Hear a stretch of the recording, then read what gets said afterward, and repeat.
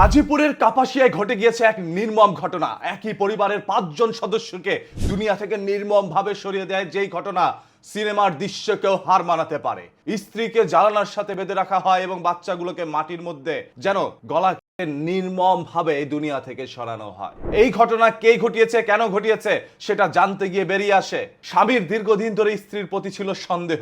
দুনিয়া থেকে সরানোর পর ঠান্ডা মাথায় তিনি সকল ধরনের অভিযোগগুলো লিখে যায় থানার ওসিকে টার্গেট করে। সেই চিরকুটের মধ্যে লেখা ছিল তার স্ত্রী তার আপন খালাতো ভাইয়ের সাথে ছিল পরকীয়ার সম্পর্কে লিপ্ত, যার জের ধরেই স্বামী বিদেশ থেকে বাংলাদেশের মাটিতে আসার পর থেকে সেই খালাতো ভাই এবং তার স্ত্রী তার সাথে দুর্ব্যবহার করে। অভিযোগে বলা হয় তার স্ত্রী নাকি সেই ছেলেকে নিয়ে তার উপরে মারধরও করা হয়, যার কারণে এক সময় তার মনের মধ্যে এক বড় ক্ষোভে পরিণত হয়। সেই ক্ষোভ থেকেই রাতের বেলা শ্যালককে ডেকে নিয়ে আসে বাসায়। যখন সবাই ঘুমিয়ে পড়ে তখন একে একে সবাইকে নির্মমভাবে গলার মধ্যে আঘাত করে এই দুনিয়া থেকে সরানো হয় এবং স্ত্রীকে জানালার সাথে বেঁধে গলার মধ্যে স্বর্ণের চেন পরিয়ে দিয়ে তারপর নির্মমভাবে দুনিয়া থেকে সরিয়ে দেয়। যেন সিনেমার মধ্যে কোনো দৃশ্যতেও আপনারা এরকম কোনো দৃশ্য দেখেন নাই।